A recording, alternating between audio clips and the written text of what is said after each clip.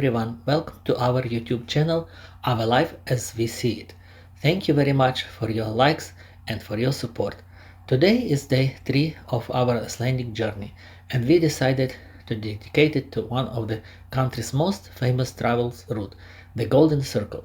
Why it is called the Golden Circle, I will explain that a little bit later. We started our route from Bitra guest house, where we stayed during this part of our trip. If you are interested, you can watch some of our early episodes about our Iceland adventure. From there we headed to the Kerið volcanic crater, a truly amazing place. This colorful crater lake surrounded by red volcanic rock is one of the most beautiful geological formations in the region. After Kerið, we continued to Faxi Waterfall. It is not the largest waterfall in Iceland, but it is very charming and peaceful, with water spreading widely across the river. From Faxi, we drove to the very famous Geysir Geothermal area, home to well-known erupting geyser Strokkur, which sends column of hot water high into air every few minutes. Next, we visit the spectacular Gullfoss waterfall, one of the Iceland's most powerful and impressive waterfalls. After that, we continue our journey to another remarkable place, Thingvellir National Park.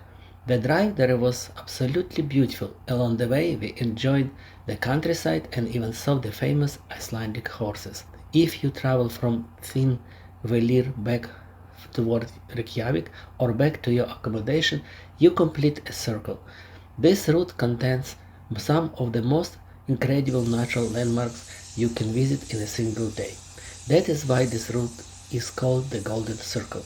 The entire loop is usually around 250-300 kilometers, though the exact distance may vary depending on your stops. But we decided to make our route a little bigger. Instead of returning directly, we continued toward Hverasvæðið, a beautiful town where we discover an amazing geothermal park. After exploring this fascinating place, we finally returned to our Bitra guest house to finish another unforgettable day in Iceland. Now let's talk about Kerið, a volcanic crater about 3000 years old and one of the Iceland's most visually striking volcanic formations. That day it rained heavily, but it didn't stop us from enjoying this beautiful place. Unlike many other craters in Iceland, Kerið is filled with a vivid blue lake that contrasts beautifully with the red volcanic rock surrounding it. The rock color is especially intense because the crater walls contain iron-rich volcanic material. Walking along the rim, you can clearly see the oval shape of the crater. It is about 207 meters wide and around 55 meters deep. From above, the lake appears almost perfectly centered, like a gemstone set into the earth. A path leads down the water, allowing visitors to stand at the bottom of the crater and truly appreciate the scale of this ancient volcanic formation. Standing there, it is difficult not to imagine the powerful eruption that once created this dramatic landscape. We spent about 20-30 minutes there, roughly half an hour. By the end of our visit, we were completely wet and soaked from the rain, but that certainly didn't stop us. Soon we continued driving to the next beautiful place we planned to visit today. Our next stop was Faxi Waterfall, a quieter and less crowded waterfall compared with many others in Iceland. It is located not far from the small town of Reykjavík, along the famous Golden Circle route. Faxi might not be the tallest waterfall in the country, but it spans the river, creating a calm, beautiful cascade. Instead of dramatic vertical drop, the water flows gently over a broad rocky ledge, forming a wide curtain of white water. The waterfall lies on a Þingvellir river, a glacial river that flows through this part of southern Ireland. Sometimes in Ireland you may see photos or video where vehicles cross shallow river, often near dramatic landscape. This crossing usually takes place in a remote area where special 4x4 vehicles can safely pass through shallow river when conditions allow. Near the waterfall there is also a salmon ladder, a special structure that allows salmon to swim upstream during their seasonal migration. One of the nice features of Faxi is that visitors can walk closer to the waterfall. This is a step leading down towards the river, allowing you to reach a lower viewing point and experience the waterfall from much closer. From there, you can really hear the power of the water and feel the mist in the air. What makes Faxi particularly special, it is a peaceful atmosphere. Unlike some of Iceland's most famous waterfalls, which are often crowded with visitors, here you can stand quietly and listen to the sound of water flowing over the rock. Another pleasant surprise was the water in this area. Even though it had been raining earlier, there was no strong wind, which made this place calm and very relaxing. Faxi may not be most dramatic waterfall in Iceland, but it is wide shape, quiet surrounding, and beautiful landscape make it very memorable stop along the Golden Circle route. Our next stop was the famous Geysir geothermal area in the Haukadalur Valley, southwestern Iceland. This is one of the most active geothermal regions in the country and one of the most visited places along the Golden Circle route. Interestingly, the English word geyser actually comes from the Icelandic name Geysir, which means to gush or to erupt. The name was first used for the particular hot spring, and later the term became a general term used worldwide to describe erupting hot springs. The geothermal field here contains dozens of hot springs, steam vents, and bubbling mud pools, but only a few of them are true geysers that erupt regularly. Altogether, the geothermal area includes more than 20 geothermal features, though many are small hot pools or fumaroles releasing steam from the ground. The most famous one is Great Geysir, whose Icelandic name is Geysir mean the gusher. Historical records show that Geysir has been known for more than 800 years, with the first written description dating back to the 13th century. At time in the past, especially after earthquake, the geyser could shoot boiling water up to 60-70 meters into the air, make it one of the most powerful geysers ever recorded in Europe. Today, however, Great Geysir erupts only rarely. Its activity has changed over the century, and now it mostly remains quiet, occasionally releasing steam or small bursts of water. The geyser that visitors usually come to see today is Strokor. Unlike Great Geysir, Strokor erupts very regularly, usually every 5 to 10 minutes, sending a powerful column of hot water 20 to 30 meters into the air. Watching this eruption is truly fascinating. First, the water surface began to bubble and swirl. Then it formed a large blue dome, almost like a balloon rising from the earth. Within seconds, the dome collapses, and suddenly a powerful column of steaming water bursts upward into the air. The entire eruption lasts only a few seconds, but it happens so frequently that visitors can watch it many times. The geothermal area itself has been known and visited for centuries. Still, tourism here expanded significantly in the 19th century, when European scientists and explorers began traveling to Iceland to study its volcanic and geothermal activity. Over time, paths, safety barriers, and viewing areas were created to make the site safer for visitors. Today, the area is carefully protected, and visitors must stay on the marked path because the ground in many places is extremely hot and thin. Just below the surface, water can reach temperature close to 100 degrees Celsius, and stepping outside the safe area could be dangerous.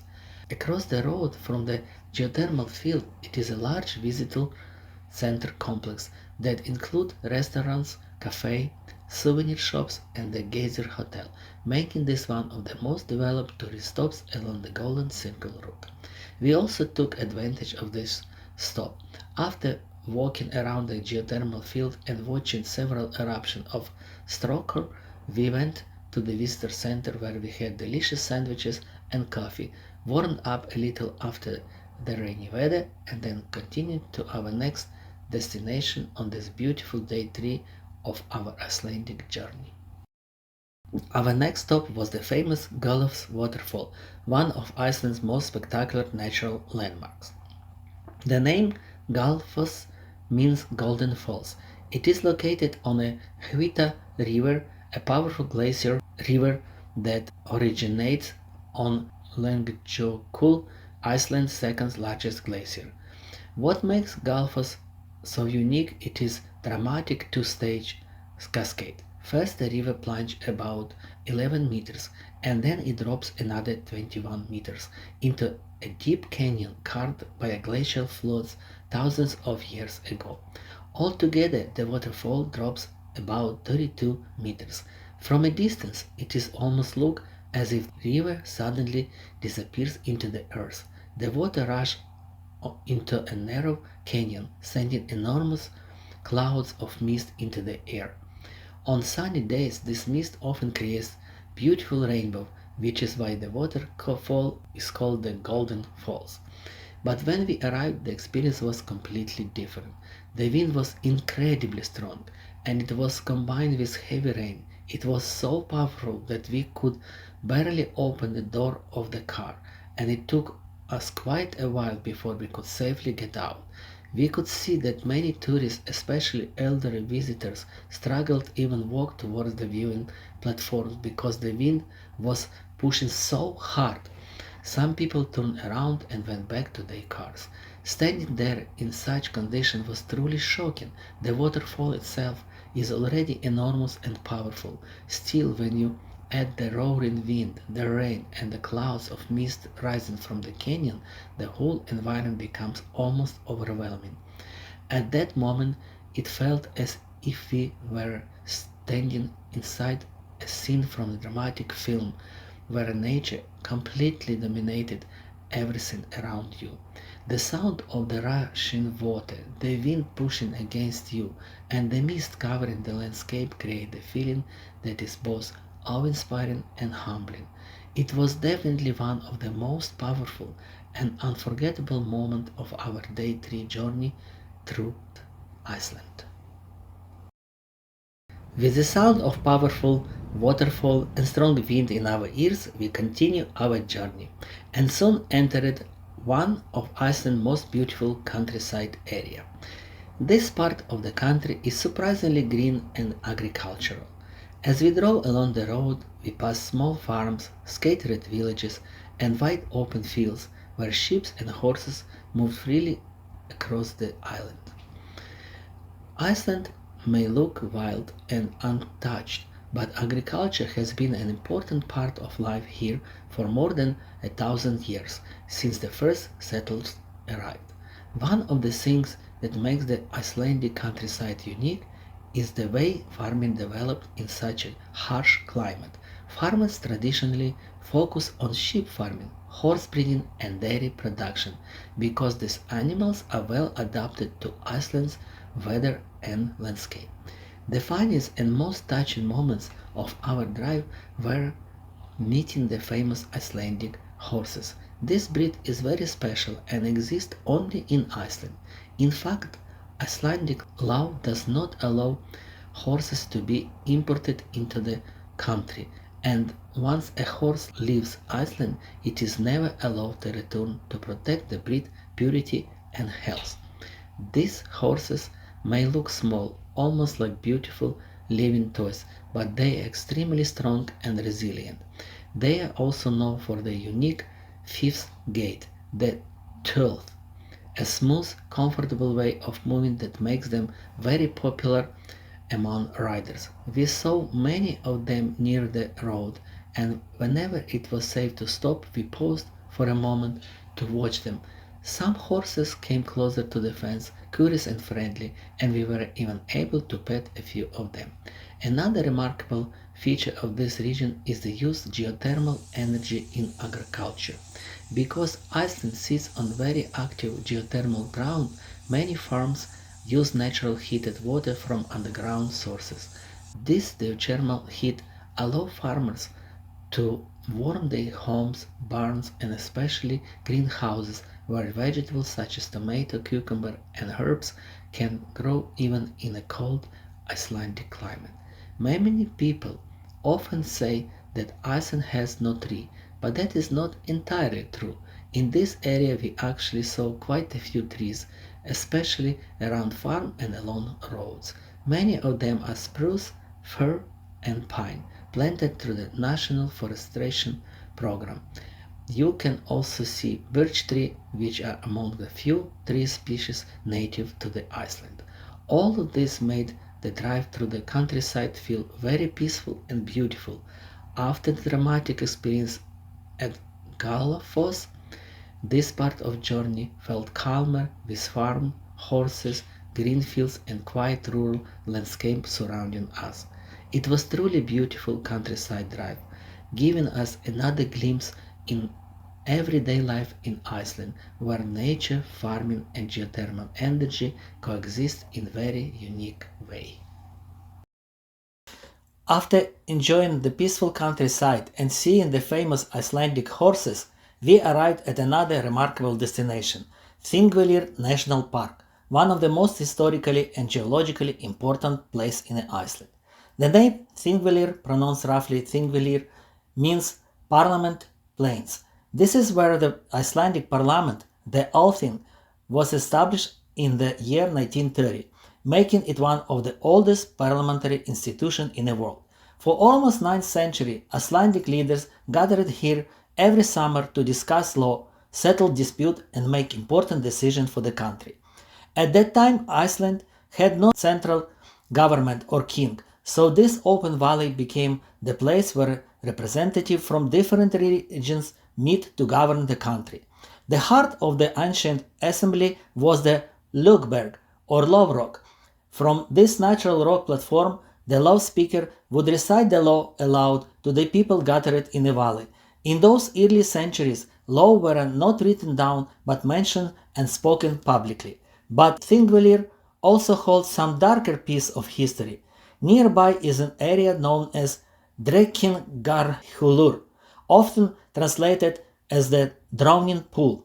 During the 17th and 18th centuries, women accused of certain crimes such as infanticide were executed there by drowning. Today it serves as a reminder of the difficult and sometimes harsh reality of past justice system. Beyond its historical importance, Thingvellir is also a geological wonder. The park lies directly on a boundary between the North American and Eurasian tectonic plates. Their plates are slowly moving apart at about 2 centimeters per year, literally pulling the land in opposite direction. Because of this movement, the landscape here is filled with dramatic fissures, cliffs, and rift valleys. One of the most impressive formations is the Almannagjá Gorge, a massive crack in the earth that visitors can actually walk through. Another beautiful feature of the park is the Faxi Waterfall, which flows from the Oxara River and drops over the edge of the rocky cliffs into the valley below. It is not the largest waterfall in Iceland, but its location within the dramatic rift landscape makes it especially picturesque. Þingvellir became Iceland's first national park in 1930, marking the 1000th anniversary of the Althing. Later, in 2004, it was recognized as UNESCO World Heritage Site for its unique blend of cultural history and geological significance. The park itself covers about 240 square kilometers and includes several distinct areas: the Rift Valley, the historic parliamentary site, lava-filled lakes, and numerous fissures created by tectonic movement. Walking through Thingvellir, you feel as if you are standing at the place where nature and history meet in a truly extraordinary way. It is not just a beautiful landscape, it is where the story of Iceland as a nation began. We spent a couple of hours exploring Thingvellir National Park, walking through a dramatic rift valley, enjoying view of the cliffs and waterfalls, and simply taking in atmosphere of this extraordinary place where history and geology meet. When we were finally ready to continue our journey, we decided not to turn directly to our guest house. Instead, we chose to make an even bigger circle, exploring more of the surrounding landscape. Driving away from Thingvellir, we soon came close to one of the most beautiful natural features in the area, Lake Þingvellir, the largest natural lake in Iceland. The lake water is remarkably clear and deep blue, and because it is fed by underground spring and glacial water, the color can appear almost unreal, especially as light changes. We made a few stops along the road to admire the scenery. The lake is enormous and incredibly peaceful, with calm water stretching towards the surrounding mountain. In many places, the shoreline is formed by ancient lava fields, a reminder that this landscape was shaped by powerful volcanic eruption thousands of years ago. As we continued driving, the road took us through mountainous terrain, where the landscape once again changed from open plains to rocky hills and lava formation. The view shifted constantly, and the entire drive felt like a tour through a natural museum of Iceland's geology. Eventually, we began heading back towards our guest house, thinking that the day was slowly coming to the end. But then something unexpected happened. Along the way, we discovered another remarkable place, which became the final stop of our exploration that day. On our way back to the guest house, we realized that we were really very hungry, so we decided to stop in the nearest town and find something to eat. That town was Hverasvæðið, a small but very well-known geothermal town in southern Iceland.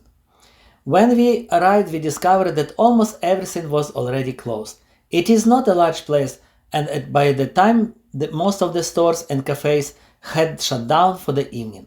As we drove through Hverasvæðið, we noticed many greenhouses, which are among the town's most characteristic feature. Because Hverasvæðið sits on an active geothermal area, local people use naturally heated water towards greenhouses and grow vegetables and plants even in a slightly cold climate. In fact, the town is famous for its geothermal agriculture and for being one of the most important greenhouse centers of Iceland. Finally, we found one small cafe or pub that was still open. We ordered a medium pizza and a small bowl of salad, and the total came to about $50.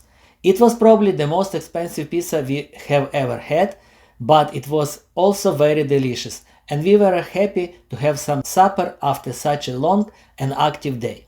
When we finished eating and we were ready to head back to our guest house, we decided to walk around Hverasvæðið for a while and explore the area. First we noticed a beautiful waterfall, and then we discovered that famous geothermal park was nearby, just a few minutes away.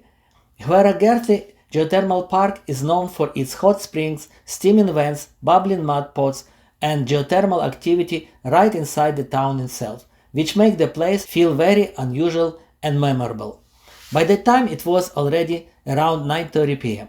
But because of the Icelandic white nights, it still looked almost like full daylight outside. During the summer months, the evening remained bright for a very long time, so we could still enjoy a few more hours of exploration. Looking at the map, we realized that from this area it takes about 1 to 1.5 hours to hike to Reykjadalur Valley, the famous steam valley, where a naturally warm river flows through the mountains and people can bath in the geothermal water.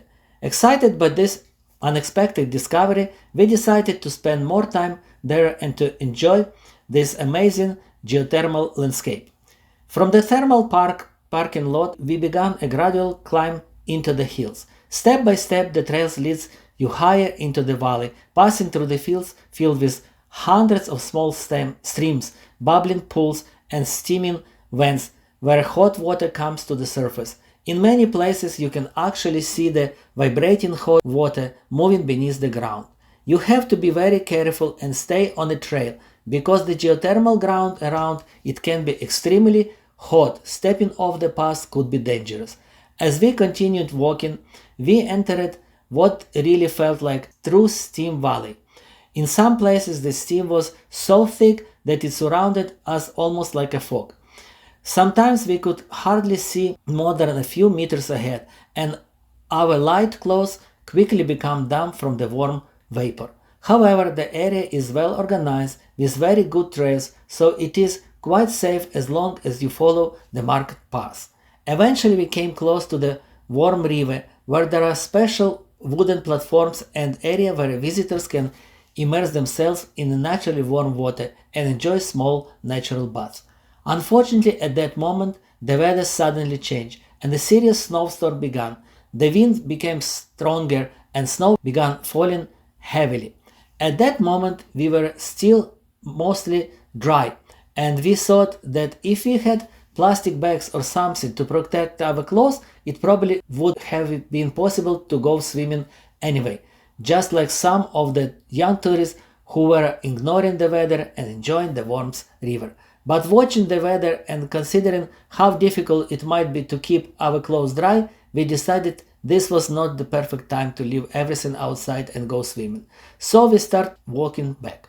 When we were closer to the parking lot, we suddenly realized something quite funny. We were completely wet anyway, all the way down to our underwear. There was practically nothing dry left on us. At that moment, we thought we should have gone swimming without worrying about keep our clothes dry. But the whole situation was actually very funny. We were laughing a lot, and the fact that it was almost midnight and still daylight made the experience even more memorable. Eventually, we came back to our guest house, had a wonderful night, and tried to dry our clothes in a room near the heating system. The next morning, everything was dry again, and we were ready to explore Iceland once more. This was our story of day 3. It was truly fun and adventurous day. First of all, we were caught in heavy rain at least 5 or 6 times with very strong winds. We had never seen so much rain and wind in one single day in Iceland. But despite the weather, we felt very blessed to enjoy every moment of this wonderful day. If you liked this video, please press the like button, and we will see you in the next video, day 4 of our trip in Iceland.